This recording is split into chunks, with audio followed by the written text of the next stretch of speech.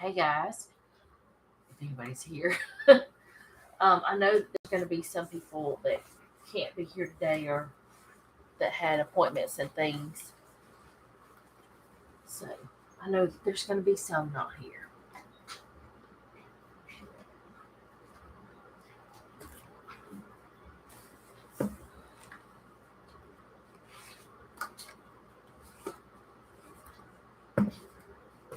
Hey Amy, how did her appointment go?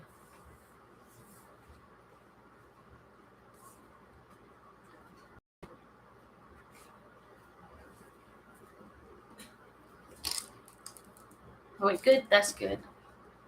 I just hope she doesn't have a lot of issues after.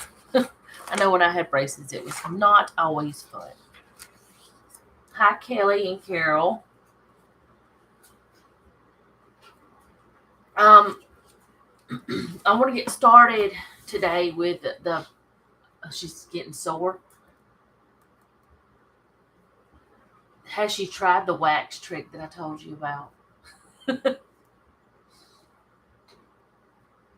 know whenever they changed the wires, it was awful. Um, okay, so we'll go ahead and start with the prayer request or prayer the ones that I have. I think that there's no new ones since Thursday. Hi Jennifer. Um, do you know me? I don't know.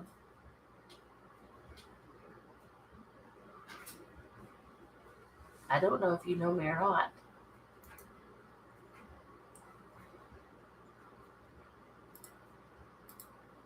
Um, I don't know. I'm kind of confused now. I don't know. Uh, there's a possibility, or it could be because you just watched me on here or something. I don't know.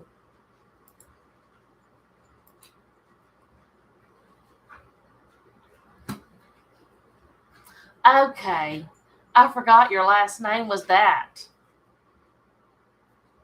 Okay, now you know me. Yes, I know you. You know me. But I don't know if I told y'all about remember it was a little while back I told y'all about a lady named Jatan. Her daughter was pregnant and she was having some difficulties. I don't know if I ever told y'all anything else about her, but and I'm not going to show you the picture she sent me because I don't know if she'd want me to or not. But her daughter had the baby and everybody's healthy, so that's good. Um, so I wanted to make sure I let y'all know that. The other people was it's the same ones that were last week. Carol, how's your daughter's family from since they had COVID? I was wondering about that. And Doug Maddox, he had fallen off the ladder and broken his ankle and had to have, or broke his leg and healed and had to have surgery. So those are some to remember. And Robin and Donna are right now in at the hospital. I mean, no, at his doctor's appointment because of his congestive heart failure. So she won't be here in the Bible study today either. And Elizabeth, the little girl I asked for prayer for, did you get any more news about her, Amy? I know that you said she had croup, and I don't know if everybody knew that. No more news? Okay. Well, no news is sometimes good news when it comes to something like that. Um, just hope it doesn't turn into more than just croup. But I don't think there are any more prayer requests. But if anybody has any, you can leave them over in the chat, or you can leave it in a comment of a video or whatever that you need to. So, daughter's better, grandson is better. Doug Maddox is a hard case now. Is in hard case now, doing better. Okay, that's good. I know my father-in-law crushed both of his ankles falling off the ladder years and years ago whenever Jeff was in high school. I don't know if I told y'all about that or not, but they didn't think he would ever walk again, but he does. He's He went back to work and everything till he retired. They all said thank you for the prayers. Okay. Well, my husband has to have. What's wrong with him, Mary? If you want to say, hey, Joanne, you made it. um, is he okay? I'm like, is it like? I know. Oh, somebody else too. Stacy's husband, Bo. Well, she calls him Bo. She calls him Fat Man. She calls him Samuel. You'll never know what she's going to call him on her videos. But anyway, he has to have surgery on his shoulder. He has a rotator cuff, I believe is what it is, problem. So, and always, of course, remember Selena. But anyway, we're doing 2 Samuel 19 through 21 today. And next week we'll be totally finished with 2 Samuel. So that's a little different. So let's go ahead and get started with this. Let's see, he's hurting very bad in his lower back, down his leg, praying. He doesn't have a bad nerve. I know how back stuff is. I mean, that's how I got this scar here, and I'm having issues with my lower back too, but maybe it's not that. But if it's his nerves, if it's the nerve, talk to his doctor about B6, because that's what they told Jeff to take after he had, I think it was his knee surgery, to help repair the nerves. And I also took it after my surgeries, and it seemed to help. But I'm not a doctor, so don't go by my advice. Talk to your doctor about it. But B6 was, and actually his doctor's the one that, Jeff's doctor's the one that told him to take it. But it may not work for everybody. But anyway, let's go ahead and get started with the study. And for some reason today, I brought out my very first study Bible that I ever had. And I have not pulled it out in probably a year. I have not pulled this Bible out. But for whatever reason, I just decided to use it today. So let's go ahead and get started. And it was told Joab, behold, the king weepeth and mourneth for Absalom, which we know, I should have done a little bit of a look back. Absalom had been killed by Joab. Absalom is David's son, and it was not what David wanted. David wanted Absalom to be dealt gently with because Absalom was taking over the kingdom, trying to take over the kingdom. Let's see. So, and it was told Joab, behold, the king weepeth and mourneth for Absalom. And the victory that day was turned into mourning unto all the people. For the people heard say that day how the king was grieved for his son. And the people gat him by stealth that day into the city, as people being ashamed steal away when they flee in battle. But the king covered his face, and the king cried with a loud voice, O my son Absalom, O Absalom, my son, my son. And Joab came into the house to the king, and said, Thou hast shamed this day the faces of all thy servants, which this day have saved thy life, and the lives of thy sons, and of thy daughters, and the lives of thy wives, and the lives of thy concubines. And that thou lovest thine enemies and hatest thy friends, for thou hast declared this day that thou regardest neither princes nor servants. For this day I perceived that if Absalom had lived and all we had died this day, then it had pleased thee well. So what Joab is saying is, okay, first of all, David is weeping for his child's death, which we know that Absalom had killed his brother because he had raped their sister, and he took vengeance out. And I think because, in my opinion, because of the 2 years of waiting for David to do something, maybe that's why Absalom thought, well, maybe he can't take care of the kingdom, or maybe he can't take care of us. Maybe he's not willing to be the king he's supposed to be, and maybe that's why he decided to try to take over. I don't really know. I mean, it doesn't really say, but you can read into it all kinds of things. But the fact that okay,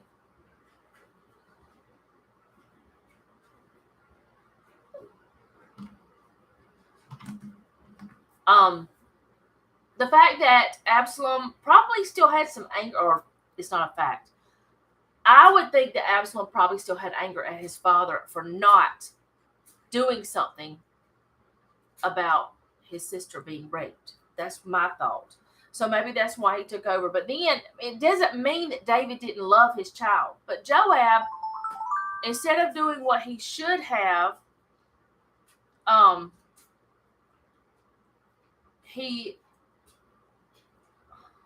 it's Jeffrey. So anyway, instead of David doing what he should have done, he went ahead and kind of let it go. Maybe there was anger in Absalom. Maybe there was problems. Well, David still didn't want his son to be killed. He didn't want bad things to happen. So he's mourning. He's grieving. But Joab doesn't think he should be. Joab thinks that he should be thinking about the other people more than he's thinking about his own grief and his own pain. And Joab is saying, well, if all of us would have died, you wouldn't have cared. That's pretty much what he's saying. You would have been happier. And saying that you love your enemies. I mean, you love your enemies and you hate your friends.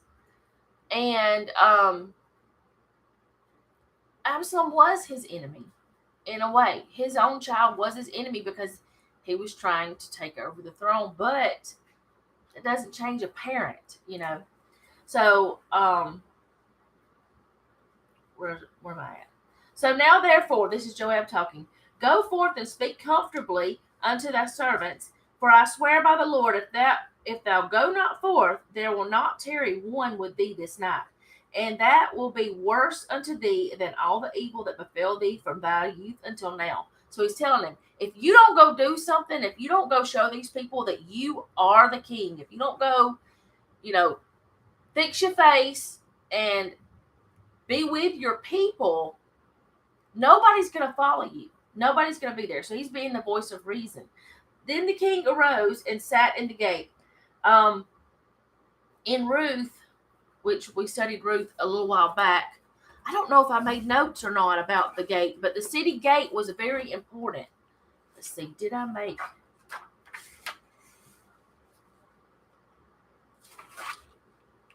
I know we talked about a lot of things. I thought we talked about the gate. I should have looked back at this before.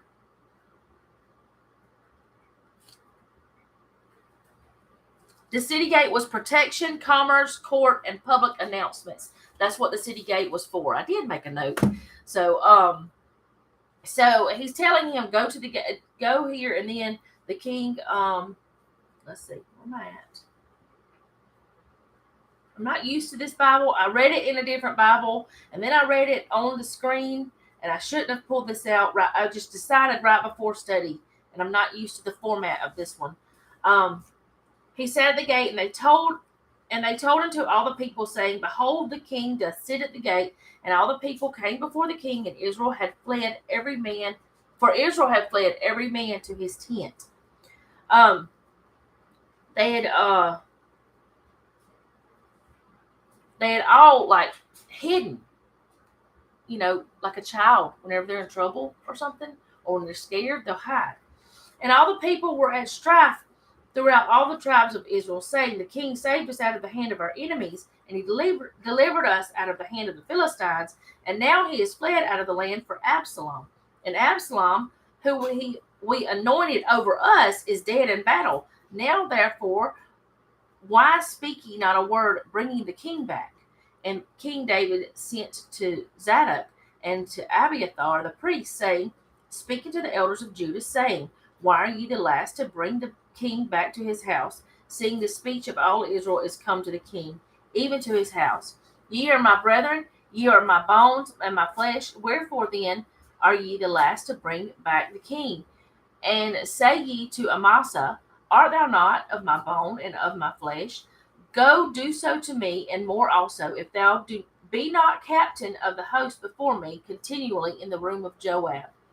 And he bowed the heart of all men, or bowed the heart of all men, all the men of Judah, even as the heart of one man, so that they sent his word unto the king, return thou and all thy servants. So Joab has caused the mourning to cease. He stopped the mourning. So David is put back in his rightful place. He is back in his place as king. So now in verse 15, we're going to find out that, or the next part, we're going to find out that David goes back to Jerusalem. So the king returned and came to Jordan, and Judah came to the Gilgal and to go to meet the king, to conduct the king over Jordan. And Shimei, the son of Gera, a Benjamite, which was of best.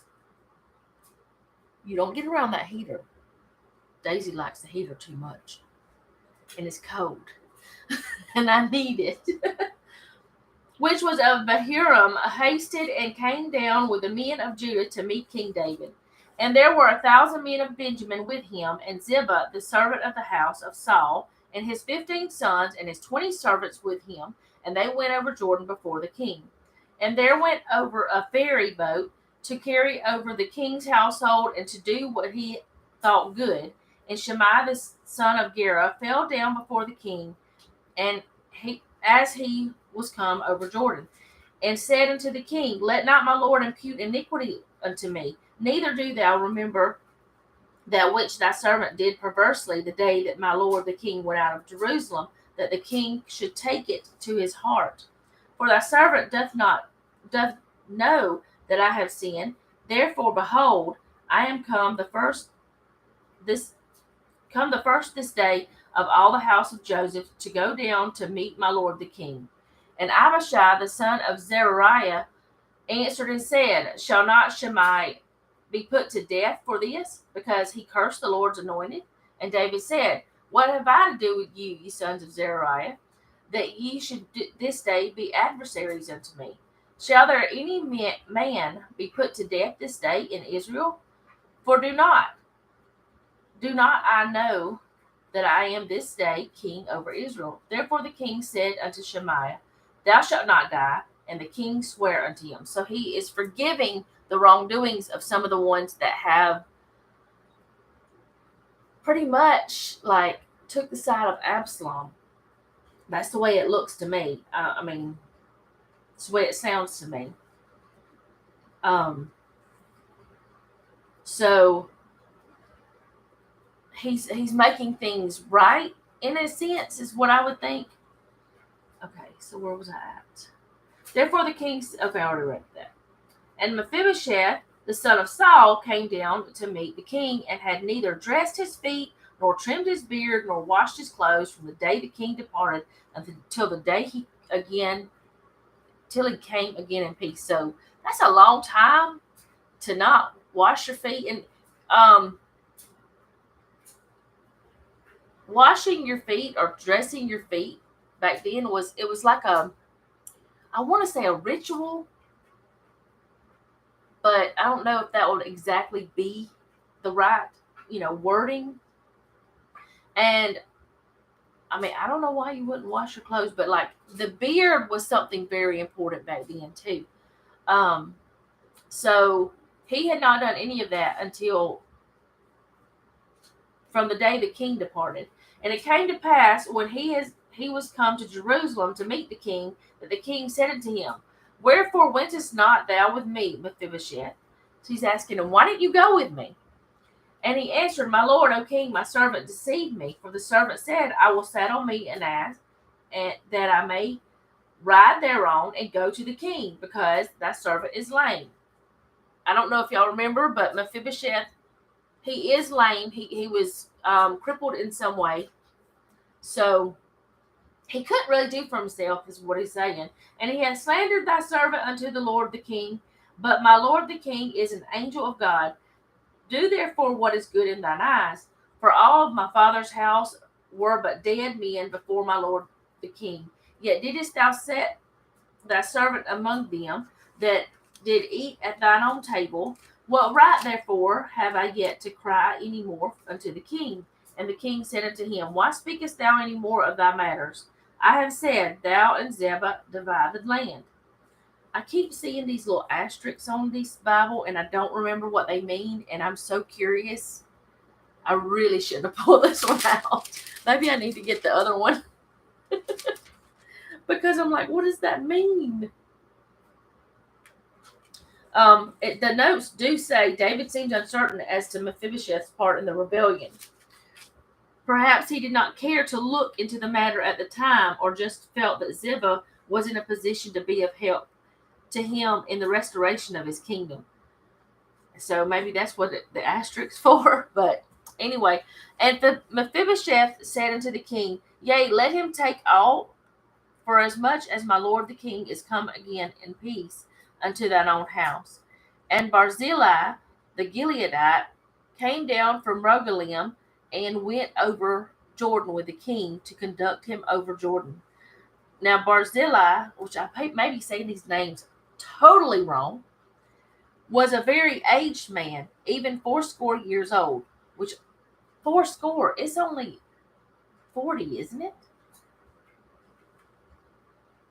Isn't that only 40? Let's find out. Why didn't I think about that before? That's not aged. If that's true, I am very aged. That's 80. Okay. Well, yeah. Well, then that's a little bit aged then. Thank you, Amy. Um, I found it about the same time. I was like, wait a minute. Why? Okay. See, that's one thing that gets me is the numbers like that. I'm just not good with it. And he provided the king of sustenance while he lay in Mahanaim, for he was a very great man. And the king said unto Barzillai, Come thou over with me, and I will feed thee with me in Jerusalem. And Barzillai said unto the king, How long have I to live, that I should go up with the king unto Jerusalem? And I am this day fourscore years old, and can I discern between good and evil? Can thy servant taste what I eat or what I drink? Can I hear any more the voice of singing men and singing women? Wherefore then should thy servant yet be a burden unto my lord the king? So he's asking, why are you asking me to go? I'm old. What can I do? That's what he's pretty much saying. Let thy servant, I pray thee, turn back again, that I may die in mine own city, and be buried by the grave of my father and my mother. But behold, thy servant Chinham, let him go over with my lord the king, and do to him what shall seem good unto thee. And the king answered, Chinham shall go over with me, and I will do to him that which shall seem good unto thee, and whatsoever thou shalt require of me, that will I do for thee. And all the people went over Jordan, and when the king was come over, the king kissed Barzillai and blessed him, and he returned unto his own place. Then the king went on to Gilgal, and Chinham went on with him, and all the people of Judah conducted the king, and also half the people of Israel. Let's see, it says, although both Israel and Judah supported the king's return, the pronounced differences that had always existed between the northern and southern tribes surfaced again. Differences that had existed since the early days of the conquest and had been highlighted in David's accession to the throne. The basic tension will emerge in the rebellion of Sheba and develop into a full secession of the northern tribes after the death of Solomon, which we will get to that. Well, yeah, we'll get to it later on Thursdays, I guess, is when we're going to get to that part. And behold, all the men of Israel came to the king and said unto the king, Why have our brethren, the men of Judah, stolen thee away, and have brought the king and his household and all David's men with him over Jordan? And all the men of Judah answered the men of Israel, Because the king is near of kin to us. Wherefore then be ye angry for this matter? Have we eaten at all of the king's cost, or hath he given us any gift? And the men of Israel answered the men of Judah and said, We have 10 parts in the king, and we have also more right in David than ye.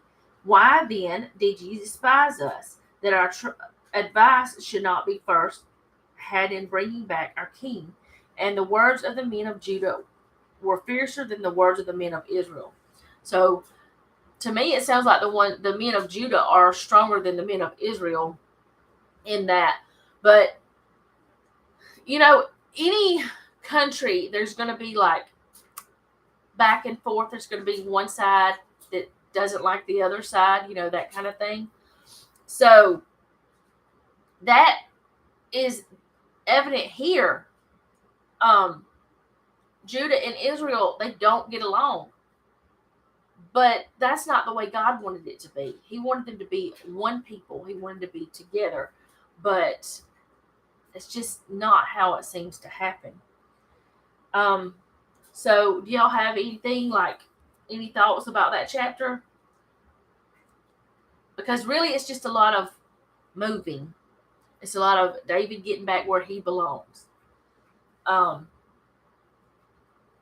That's pretty much all it is, which there's some different little things in there that are, in it that we could learn from, but that's what it's mostly about.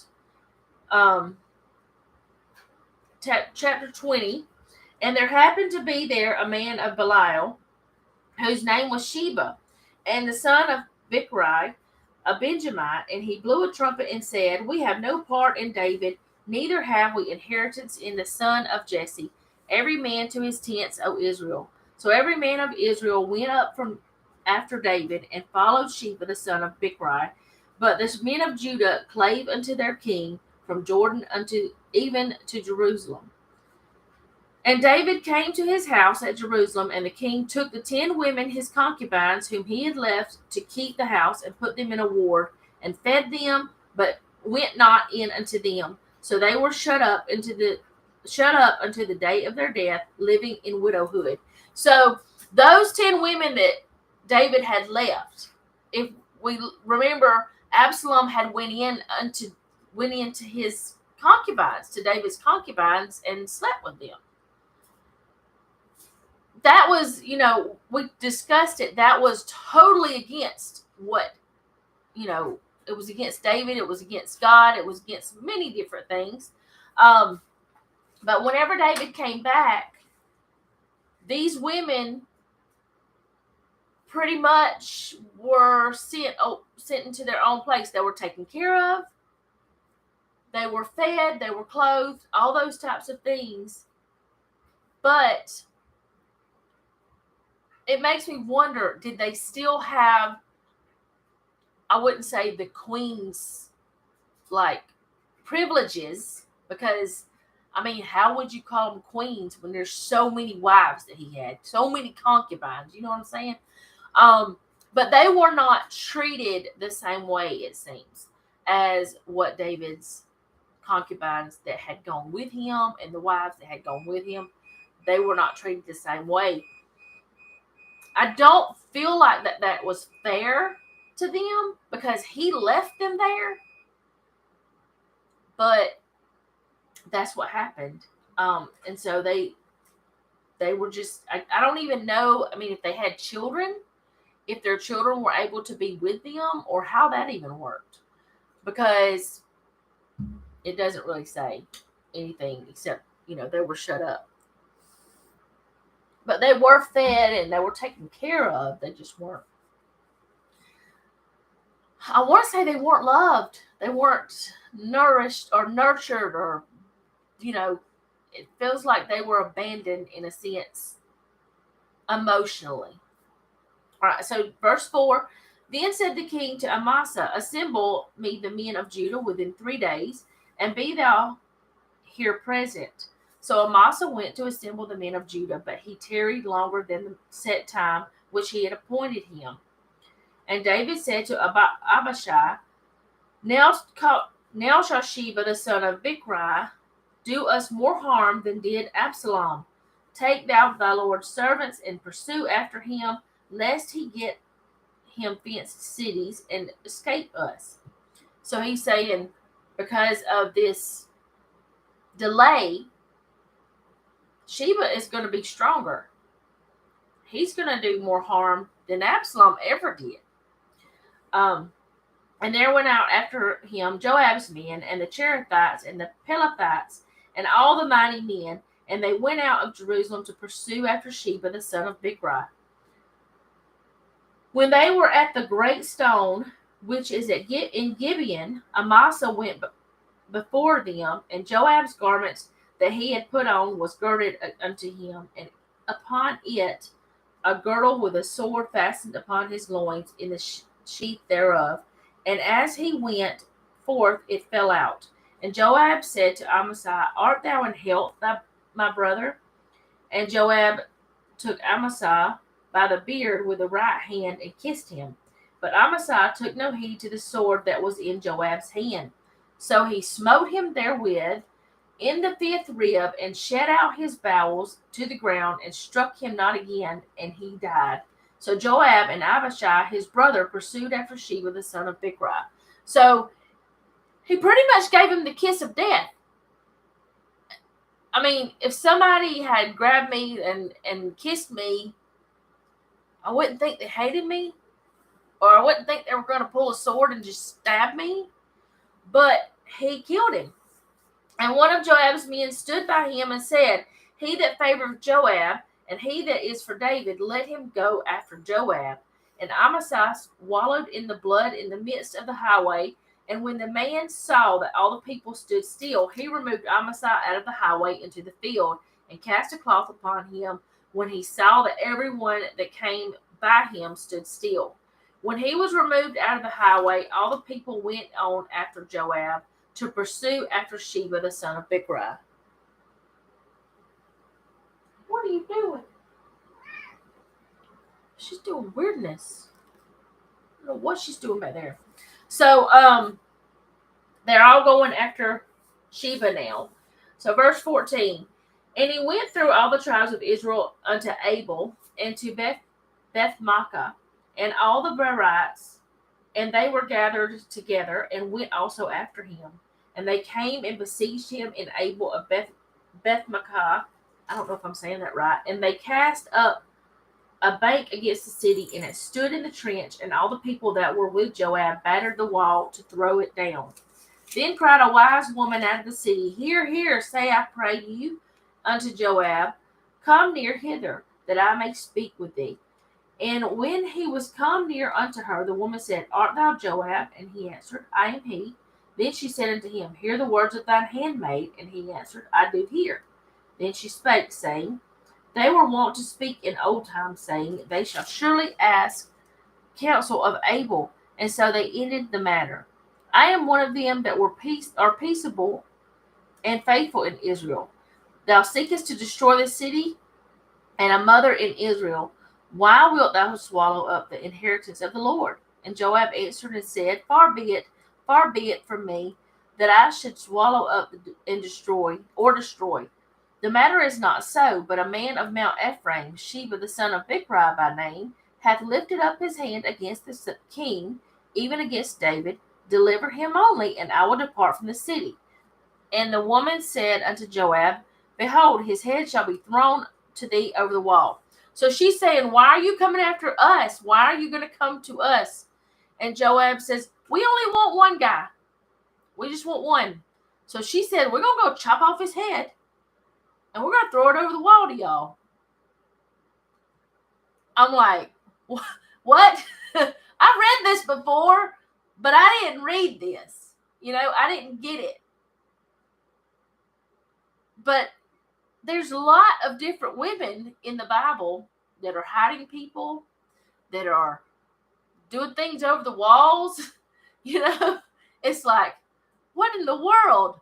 Anyway, and I'm not saying women are better or anything like that. That's not my point. I'm just saying they're doing some stuff that you wouldn't expect, I guess. Then the woman went unto all the people in her wisdom, and they cut off the head of Sheba, the son of Bichri, and cast it out to Joab. And he blew a trumpet, and they retired from the city, every man to his tent. And Joab returned to Jerusalem unto the king. Now Joab was over all the host of Israel, and Benaiah, the son of Jehoiada, can't say that, was over the Cherethites and over the Pelethites. And Adoram was over the tribute, and Jehoshaphat, the son of Elihud, was recorder. And Sheba was scribe, and Zadok and Abiathar were the priests, and Ira also the Jerite was the chief ruler about David. So we're fixing to go into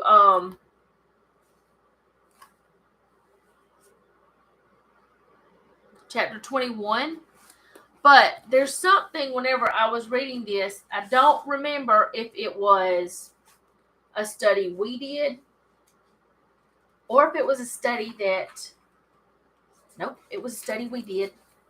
So I'm going to use some of my notes most likely and tell you a little bit about one of the ladies that is in here. I don't know, this was back in 2021 in March, on the 16th of March in 2021, we studied Rizpah.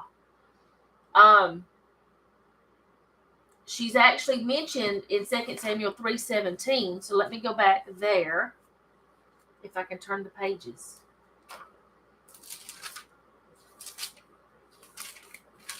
I know I kind of I don't know, I can't say I rushed through those others.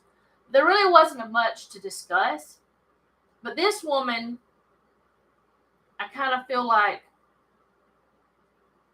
we've already talked about her before, but for some reason she's important. I don't know. I haven't actually figured it all out. But 3:7. Oh, I'm not quite there. One more page. It talks about Rizpah. And Saul had a concubine whose name was Rizpah, the daughter of Ai.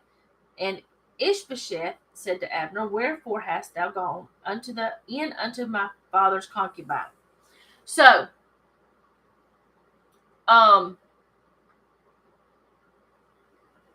this is the concubine of Saul's that one of his sons went into. As far as, let's see, let me make sure I got that right. Okay, let's see.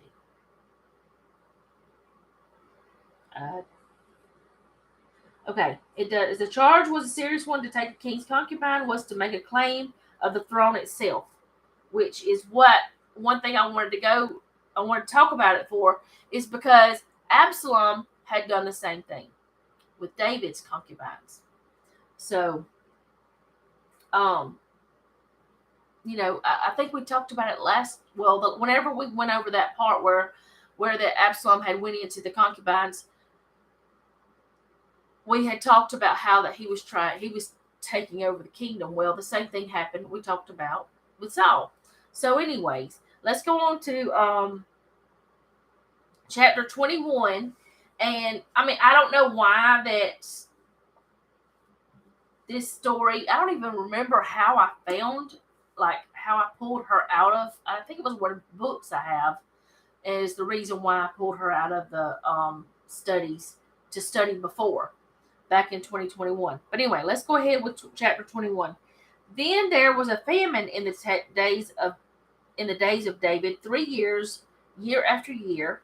And David inquired of the Lord, and the Lord answered, "It is for Saul and for his bloody house, because he slew the Gibeonites." And the king called the Gibeonites and said unto them, "Now the Gibeonites were not of the children of Israel, but of the remnant of the Amorites. And the children of Israel had sworn unto them, and Saul sought to slay them in his zeal to the children of Israel and Judah. Wherefore David said unto the Gibeonites, What shall I do for you, and wherewith shall I make the atonement, that ye may bless the inheritance of the Lord? And the Gibeonites said unto him, We will have no silver nor gold of Saul, nor of his house, neither for us shalt thou kill any man in Israel. And he said, What ye shall say, that will I do for you. And they answered the king, The man that consumed us, and that devised against us, that we should be destroyed from remaining in any of the coast of Israel. Let 7 men of his sons be delivered unto us, and we will hang them up unto the Lord in Gibeah of Saul, whom the Lord did choose. And the king said, I will give them. So they want 7 of Saul's descendants. And he had one son, Jonathan's son, that was a descendant But what he's asking for is Saul. What they're asking for is Saul's children, from what I understand. But the king spared Mephibosheth, the son of Jonathan, the son of Saul, because the Lord's oath that was between them, between David and Jonathan, the son of Saul. But the king took the two sons of Rizpah, the daughter of Ai, whom she bare unto Saul, Armoni and Mephibosheth, and the 5 sons of Michal, the daughter of Saul, whom she brought up for Adriel, the son of Barzillai, the Mahalathite. Now, I'm not sure if this is the same. It's got to be the same Michal that was David's wife, or was promised to David.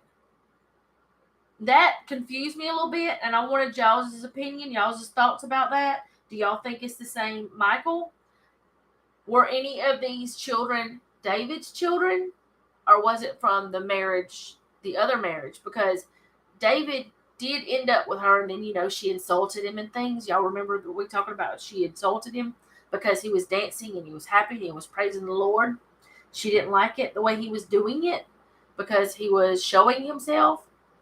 You think it's the same? Yeah, I thought so too. I don't know who else it could be, but I don't think David would have.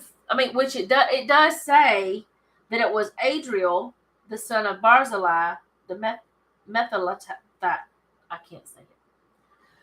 So it wasn't David's children. It couldn't have been.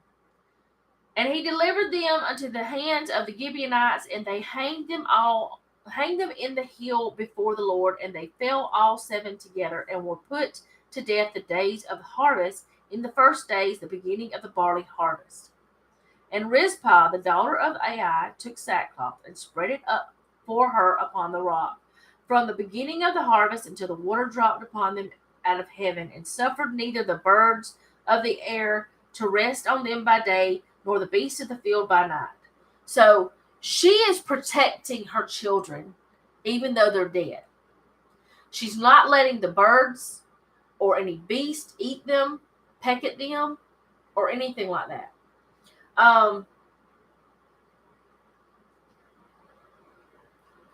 Let's see. I'm not sure if I'm going to be able to understand my notes from back then, but I'm going to try. Let's go ahead and read on to 14, and then I'll talk about my notes. And it was told David that Rizpah, the daughter of Ai, the concubine of Saul, had done. And David went and took the bones of Saul and the bones of Jonathan his son from the men of Jabesh Gilead, which had stolen them from the street of Bethshan, where the Philistines had hanged them, when the Philistines had slain Saul in Gilboa. And he brought up from thence the bones of Saul and the bones of Jonathan his son, and they gathered the bones of them that were hanged, and the bones of Saul and Jonathan was his son buried they in the country of Benjamin in Zelah, in the sepulchre of Kish his father. And they performed all that the king commanded, and after that God was entreated for the land. So these are my notes from that day, and I don't know, I just felt like I wanted to pull them back out because maybe we can understand why he chose these 2 women. Maybe not, but maybe we can. I don't know. Because I'm pretty sure that Saul had other children because he was the king. He probably had a lot of concubines. Maybe he chose these women because of what Saul's son had done and went into the one of them. Maybe he chose Michael's children because of the way she acted. I don't know about that. I don't know. But anyway, I wanted to read some of my notes and just kind of go over it. A concubine was a second-class wife in a legal sense and a surrogate mother at times. So we know the role of what she would have been. They were to be treated fairly and could only be with a man they had become a concubine for. And in Jewish custom, from what I understand, Hebrew custom, I believe, anyone who died was to be buried before sundown. Well, we see that they weren't buried before sundown because Rizpah was there fighting off the animals, fighting off the vultures, the things that would have torn her children apart. She was there protecting them. So they were supposed to be buried before sundown, but before that, they would have to be washed and anointed with oils and perfumes and all this spices and stuff. So this woman's children were completely disrespected. And David did have a lot to do with that because he's the one that chose. So it makes me wonder why he did that, why he chose them, but it also makes me wonder if there would have been another way. Why did they have to be sacrificed? It's just, that's the questions in my head, and I just wanted to see if anybody else maybe had those thoughts. With him being the king, I don't know why he couldn't have figured out a different way to go about this. Because killing 7 people just because, yes, I know that Saul did something, but David wasn't part of that. David was actually, at that time, he was doing good things. He was trying to fight for his own life. So it just makes me wonder why they were so disrespected with why they died, how they died, and how they were buried, which I don't really feel like they were disrespected in the way they were buried in the end, because they could have just been left there. Because from what I understand, whenever they did this, they would let the bodies just like hang there until there was nothing but bones, and then it was like a sign of don't mess with us or this will happen to you kind of thing. You know, a warning. That's what I'm trying to say. Not a sign, but a warning that if you crossed that tribe, that city, that whatever, this could happen. But he did go get the bones, and I wonder why that he took so long to get the bones of Saul and Jonathan. That was something else I questioned. I just didn't know if anybody else did. So that's why I wanted to kind of talk about, that's why I wanted to pull the notes back out, because of how that they should have been taken care of, even if they were sacrificed or whatever. It's not really like a sacrifice like they did with the lambs and all those things, but what I'm saying is, even if they weren't chosen to be the ones who died, you know, I don't know. It's just like, it's weird to me why any of that happened. It's just really weird. Well, I guess I can look at the notes in this. It says, the execution of Saul's sons seemed to be at variance with the law of just punishment expressed in Deuteronomy 24:16. Let's go over there. I haven't looked at this Bible, and I just pulled it out right before I started. I shouldn't have pulled it out. I should have kept my other one, but it's all right. Let's see. Deuteronomy 24:16. 27. Deuteronomy 24:16 says, the fathers shall not be put to death for the children, neither shall the children be put to death for the fathers. Every man shall be put to death for his own sin. That doesn't make sense. It says it seems to be at variance with the law of just punishment. So it's not equal with it. It's not lining up. It just bothers me that happened. It also says about 21 verses 10 through 14, the note says, Rizpah's protection of Saul's slain sons. So when the rain fell again, the bodies could be properly buried. So the rain had to fall before they could be properly buried. Okay, that makes sense. Or moved David to secure the remains of Saul and Jonathan and give them a proper burial. Okay. So that I guess that does make sense. After the rain, I guess cleansed them. I don't know. It's still a lot of questions for me. So let's just go on to verse 15. Moreover, the Philistines had yet war again with Israel, and David went down, and his servants with him, and fought against the Philistines, and David waxed faint. And Ishbanab, which was of the sons of the giant, the weight of those whose spear weighed 300 shekels of brass in weight, he being girded with a new sword, thought to have slain David. So he thought he killed him, I guess is what it means. I'm just going to keep going. But Abishai, the son of Zeruiah, succored him and smote the Philistine and killed him. Then the men of David sware unto him, saying, Thou shalt go no more out with us to battle, that thou quench not the light of Israel. And it came to pass after this that there was again a battle with the Philistines at Gob. Then Sibbecai the Hushathite slew Siph, which was the sons of the giant. Is it Saph or Siph? I don't know how to say it. Honestly, I don't.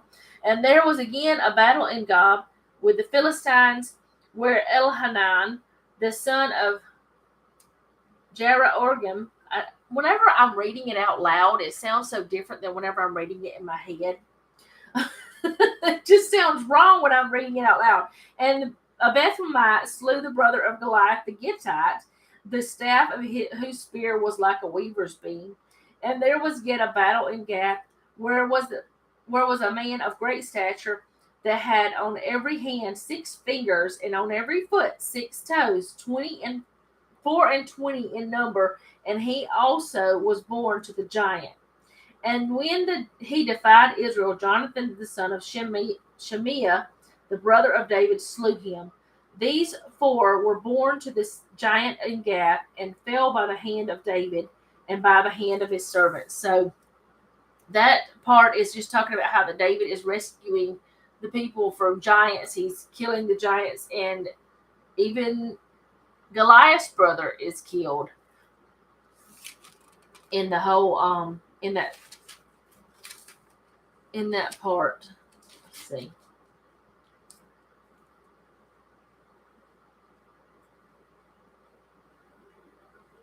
It says, these Philistines campaigns saw the end of fabled giants of the Philistines, Ishbanab, Saph, Sephi, Lami, and the unnamed giant of Gath, as well as Goliath whom David had slain previously. So I wonder if this means it's the end of the giants. I don't know. So but that's all of that we were supposed to do this week. I don't feel like I made any sense, but I never do, and you always say I do. I don't know how, but it did. I mean, really, the only things that stood out to me this time, it was like he was traveling and he was getting back to his place and all that stuff. Yes, but the things that stood out to me were the fact that the Gibeonites were asking for people to be killed for a pledge or for whatever reason. And that bothered me. I don't know why it bothered me so much. But then Rizpah, I mean, she's a mother. And her babies, I mean, I know they're probably grown. You know, we know that probably. But her children are killed for the sin of their father, which is against what the Bible says. Which makes me wonder, why did David allow that? If he's following God, why is he not doing what God says? I mean, because God made those rules. It bothered me, that part did. And quite honestly, I didn't even really look at the Giants part very much. I didn't even really, because I was so stuck on Rizpah that I just kind of didn't go anywhere else, which I was stuck on her whenever we studied it before. I was like, why did she have to suffer that? Why did she have to endure that kind of pain for something someone else did? Why did her children have to suffer that? For something somebody else did. It just didn't make sense to me. It just didn't. Hi Tammy. But let's see. So next week we will be finishing 2 Samuel 22 through 24. Then after that, we're gonna start trying to figure out like lineages and different things. But yeah, it did kind of like I don't know, I got stuck on that and I couldn't find anything else, and I honestly probably wasted a lot of time that I should have been looking at the other stuff, trying to find stuff about that. Ooh, cat, you scared me. Why are you doing that? I think she likes the heater. But anyways, we'll be doing 22 through 24 next week, finishing up 2 Samuel. We're on week 4 for Thursdays. And if you've not been to the Bible studies or watched my videos, ignore the books. I'm going through them. Y'all know that. I mean, if you've been here. And I'm probably going to take a load to the thrift store this weekend to donate. But, or, well, I may not get to. Because, anyways, I don't know. Thank you, Joanne.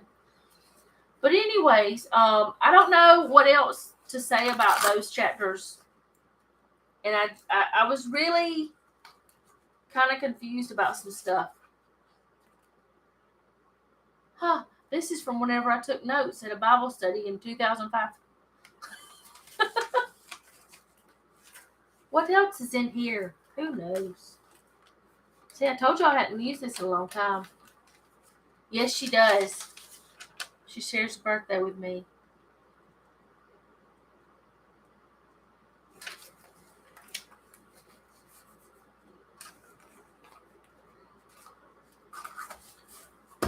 Okay, so makes me wonder what else is in here. There's nothing else in here, I don't think. But there was that. Oh, what's that? Nothing.